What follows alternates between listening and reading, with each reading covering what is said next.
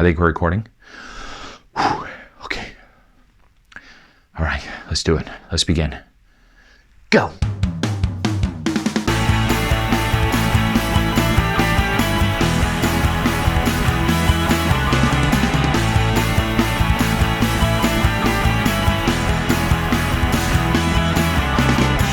Welcome back, Mr. Kid here, reading with Mr. Kid, and we have yet another book for you today. You'll see that we're doing things a little bit differently than we normally do. We're inside of this quiet room, alone, just me and the camera, talking to it. Yeah.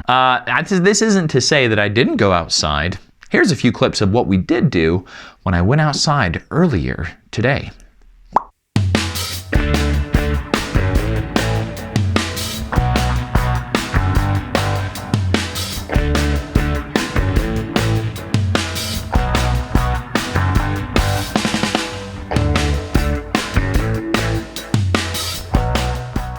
That's as far as I'm going to get inside of that tunnel.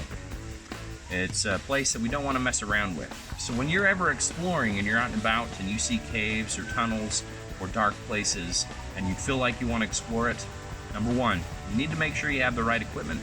Number two, you need to make sure you're with somebody that knows what they're doing. And number three, if there are signs around that says stay out, stay away, they put up those signs for a reason, and follow those guidelines.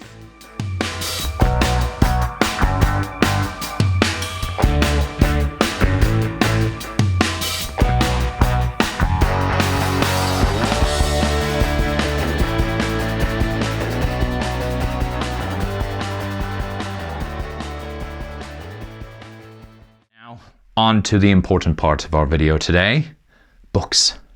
You'll notice that I've been spending a lot of time with Jan Brett books. Today is going to be the last Jan Brett book that we're going to be looking at. Today is special because I received a special request from a good friend of mine way over in the United States of America. She recommended a Jan Brett book which I had never read before, and I'm glad I did. So, you know who you are over there in Omaha, Nebraska. I give you, oh, where'd it go? Ta-da! It's called Trouble with Trolls. You know, one thing that we're going to learn from this story is we need to learn how to be creative. And this girl, she definitely gets creative. So, without further ado, I give you Trouble with Trolls. Trouble with Trolls by Jan Brett, narrated by Mr. Kid. My name is Treva, and I have had trouble with trolls. It all happened one day in early spring when I decided to visit my cousin, who lives on the other side of Mount Baldy. It takes all morning to climb up the mountain, but then I fly down the other side on my skis. My dog, Tuffy, and I walked up the path until we reached the place where the last of the old trees stood. And that's where the trouble with trolls began. As we walked through the trees, something scuttled by. Tuffy ran after it. I heard a yelp, and there was Tuffy, caught tight in the arms of a troll. I was certain that's what he was, with his long, furry tail, big ears, and one gold earring. The troll squealed and growled, "I want dog!"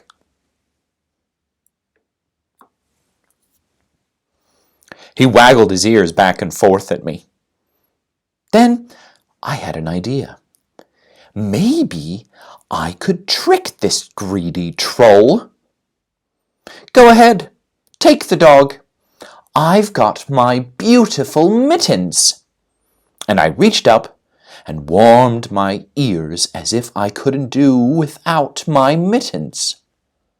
The troll's eyes darted back and forth from Tuffy to my mittens, but it was too much. He had to have them. He dropped Tuffy, grabbed my mittens, and ran off. I was so pleased about tricking the troll that I didn't notice that Tuffy was missing again until I came face to face with a second troll. This one was rocking with glee, his long nose buried in Tuffy's warm fur.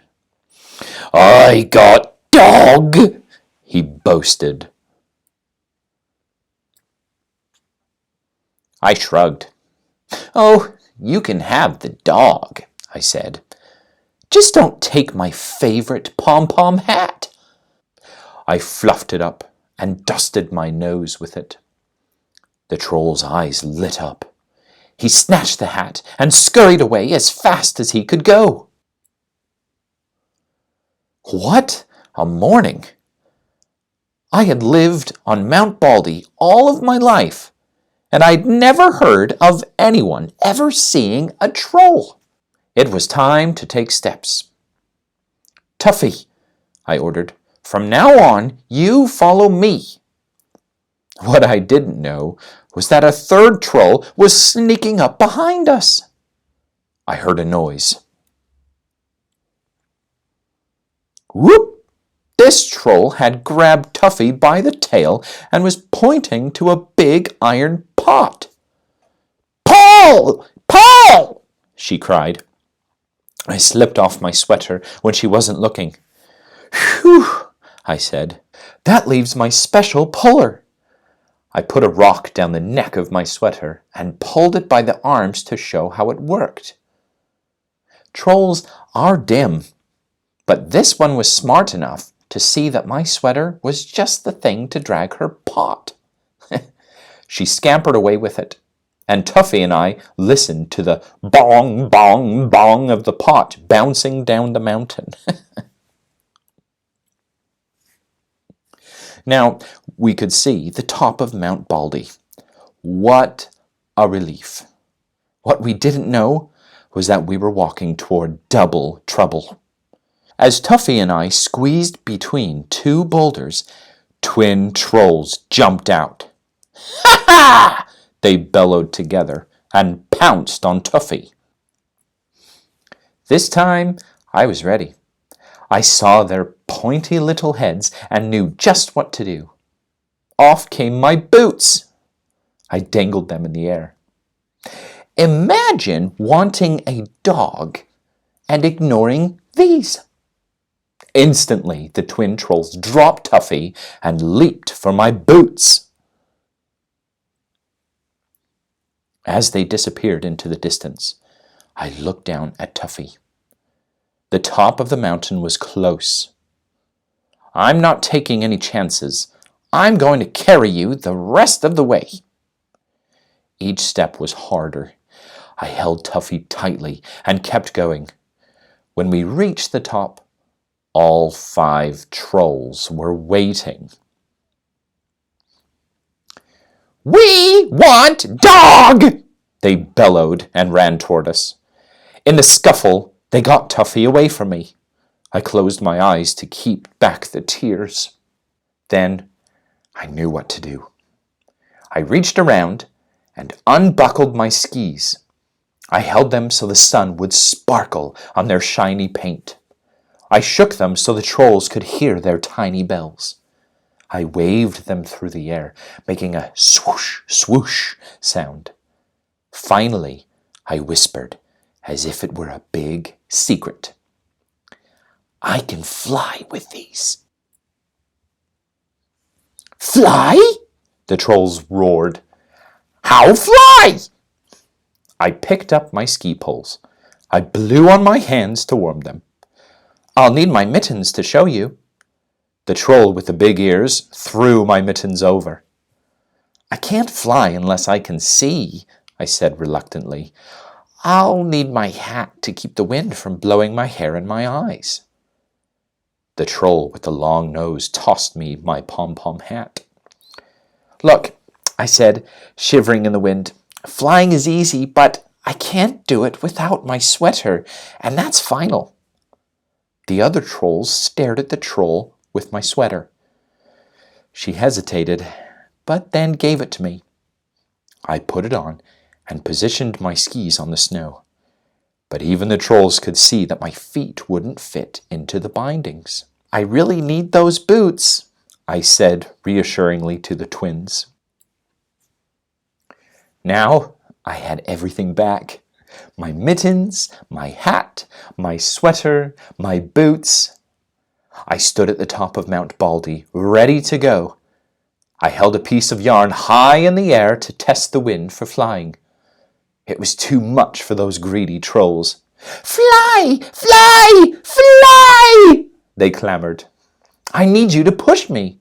"Can't push!" they cried. "Hold dog!" "Okay," I said, sighing. "I'll hold the dog." The trolls gave me one giant push. "Fly! Fly! Fly!" they shouted at me. As we flew down the mountain, I could hear the trolls' cries change to wails of "Dog! Dog! Dog!"